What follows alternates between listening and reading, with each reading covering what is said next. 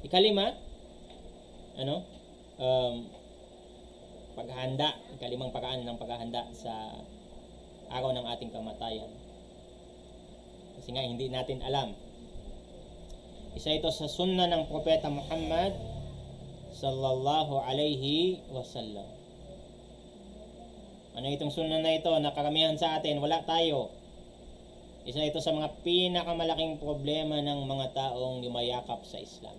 Kung wala ka pa nito, kailangan mayroon ka na, inshallah, after ng topic natin. Gawan mo ng paraan na magkaroon ka.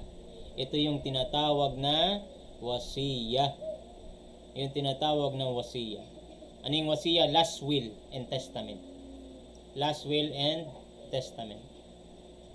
Yung mga tao, iniisip nila pag sinabi mong last will and testament, ito yung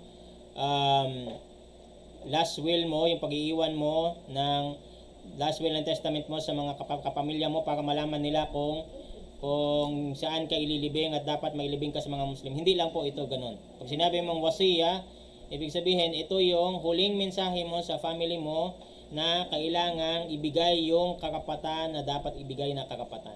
For example, may utang ka, pasok doon yun sa last will. Sino yung mga dapat mong bayaran sa utang mo? May mga ari-arian ka, gusto mong isadaka, kanino mo gusto mong isadaka?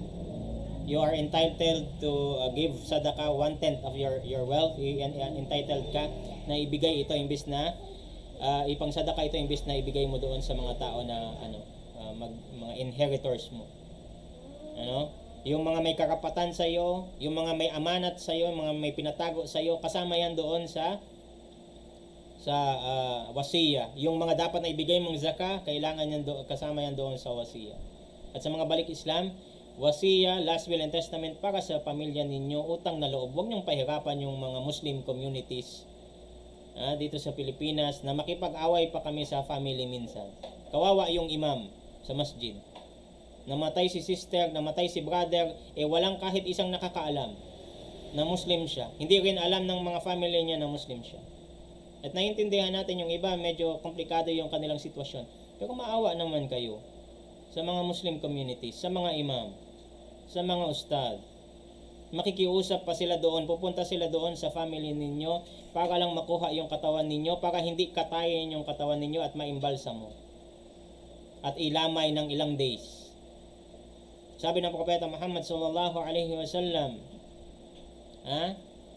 ma haqqum ri'in muslim lahu shay'un yusi fihi yabitu laylataini illa wa wasiyatuhu maktubatan 'inda. So kabilang ito sa mga bagay na obligado sa isang Muslim, dapat walang lilipas na 2 araw liban na lamang o 2 gabi liban na lamang na mayroon kang wasiya. Naka-ready yung wasiya mo. At again, isa ito sa mga bagay na dapat tinataglay ng isang mananampalataya, lalong-lalo na sa mga kapatid nating balik Islam, inshallah ta'ala, para mailibing kayo sa maayos na paglibing sa Islamic burial, mayroong Islamic rights na paglibing. Hindi kayo mabutcher ng inyong mga mahal sa buhay kasi they don't have hindi nila alam yan, hindi nila alam na sa Islam hindi pala dapat iimbalsa mo yung katawan ng tao. At the same time, this will also prevent bloodshed among the family members. Isa sa mga bagay na kinakalimutan ng mga Muslim ngayon, yung tinatawag na faraid. Ano yung faraid? Ito yung inheritance na hinati ng Islam para sa mga taong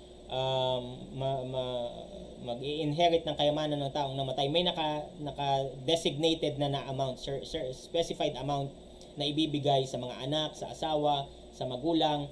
So make sure, dahil nga dito sa Pilipinas, it's all about legalities, make sure na meron kang kung meron kang financial capability, i-plan in advance na ang pera mo o yung kayamanan mo mahati-hati ng maayos, hindi mapupunta lang doon sa panganay. Kasi ito ang karamihan sa atin dito sa Pilipinas. Kung sino yung mas matapang na anak, siya yung makakuha ng kayamanan. Sino yung mas masama ang ugali na willing pumatay ng kapatid o willing pumatay ng kamag-anak, siya yung nakakakuha ng mas maraming kayamanan. Ang solusyon ng Islam dito yung faraid. Ngayon, kung hindi yan i-honor ng mga anak mo, iwan ka ngayon ng power of attorney o sa abogado, sa batas natin sa Pilipinas na magiging dahilan para maisakatuparan yung karapatan ng Islam sa mga taong namatay, which is yung tinatawag nga natin na paraan. Panghuli, inshallah ta'ala, na paraan para makapaghanda sa araw ng ating kamatayan ay yung dua. Yung dua na sana yung panalangin, manalangin tayo kay Allah subhanahu wa ta'ala na sana bigyan tayo o pagkalooban tayo ng Allah subhanahu wa ta'ala ng kamatayan na punong-puno ng kabutihan. Yung tinatawag na husnul khatimah. Hilingin natin kay Allah subhanahu wa ta'ala na sana tayo ay magkaroon ng mabuting katapusan. Isang mabuting katapusan, at yun ay yung katapusan bilang isang mananampalataya na may paniniwala kay Allah, sumasamba kay Allah at malayo sa kasalanan.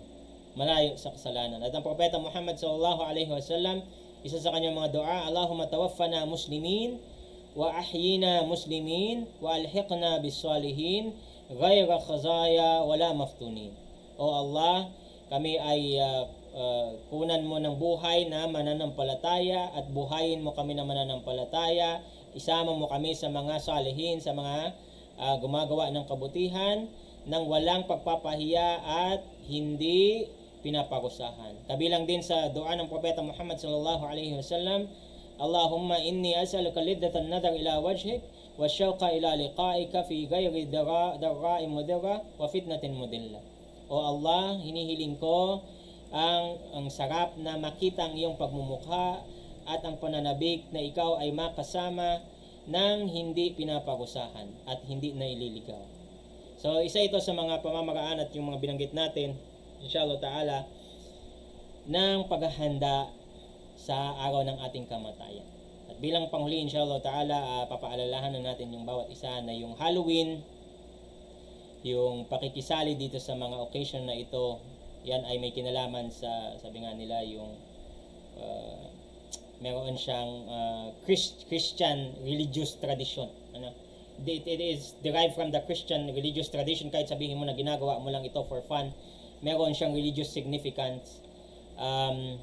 Kabilang dito ay ang origin niya ay ang pagan origin, and siya ay pinagdiriwang pa rin ng mga Christian ngayon. All Souls Day and All Saints Day, ang pagsasagawa nito at pag-celebrate nito o pakikisali sa mga events na meron dito ay paggaya sa mga kufar, pagaya sa mga hindi mananampalataya. At sabi nga ng propeta Muhammad sallallahu alaihi wasallam, wa man tashabbaha biqaumin fa huwa minhum. At sino man yung gumaya sa mga ibang nasyon, sa ibang religion, sa mga bagay na espesyal para sa kanila, may mga religious significance, siya ay kabilang sa kanila. So kung maaari layuan natin yung mga bagay na may kinalaman sa kanilang selebrasyon na mayroong religious significance, lalong-lalo na kung ito ay mismong mga simbolo ng kanilang mga ipinagdiriwang. So anything na related sa Halloween, sa Christmas, so kung anumang occasion nila na mayroong religious significance, hindi natin ito pwedeng salihan, hindi ka pwedeng magtinda ng mga bagay na ito, hindi ka pwedeng makisali dito. Inshallah ta'ala, kung meron kayong katanungan, pwede kayong magtanong. Kung wala naman, salamullahi alaikum wa rahmatullahi wa barakatuh.